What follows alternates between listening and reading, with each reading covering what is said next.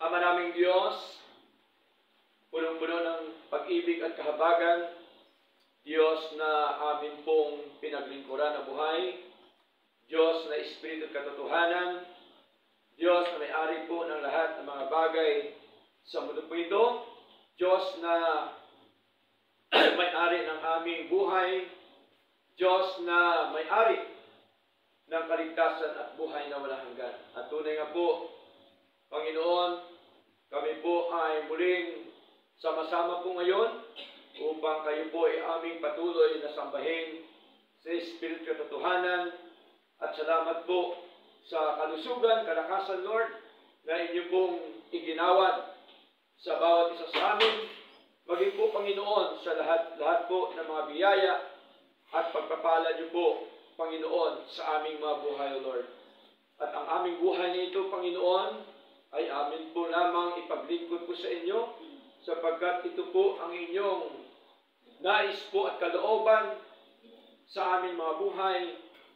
Ito po ang inyong mandato sa aming mga buhay, Lord, na kayo po ay amin pong patuloy na paglingkuran, patuloy po na bigyan ng karangalan at kalalhatian po sa aming mga buhay.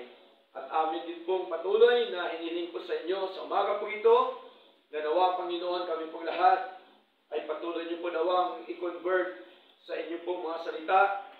At nawa, itanim niyo po nawa sa aming mga puso, Panginoon, ang inyong mga ginintoang aral, O Diyos, sa aming mga buhay, upang kami po ay mamuhay, Panginoon, ng payapa, mamuhay ng punong-puno ng mga pagpapala sa inyo, mamuhay po na may kaaliwan sa aming mga buhay, Lord.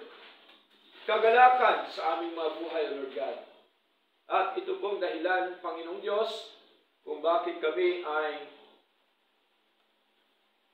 patuloy po na nagkaroon ng respond, Panginoon, sa amin pong paglilingkod sa inyo, sapagkat, O Diyos, hindi lamang po na kayo po ay aming purihin, dakilain, sambahin, mabigyan ng karangalan, manapay, maging po sa aming kalagayan po ngayon, na kung saan, O Diyos, ay kung wala po kayo sa aming mga buhay, wala po kami magagawa, Panginoon.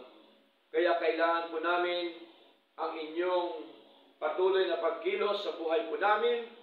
Kailangan po namin, Panginoon, ang inyong po mga salita na kami po ay matuto at kami po, Panginoon, ay patuloy na maturuan, Panginoon, sa inyo po mga aral po, Diyos, sa banal na kasulatan, Lord.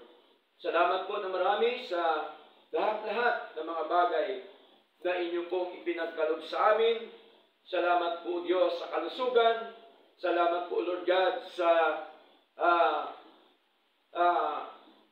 pisikal na katawan po ito, sapagkat hindi po kami nagkakasakit, Panginoon.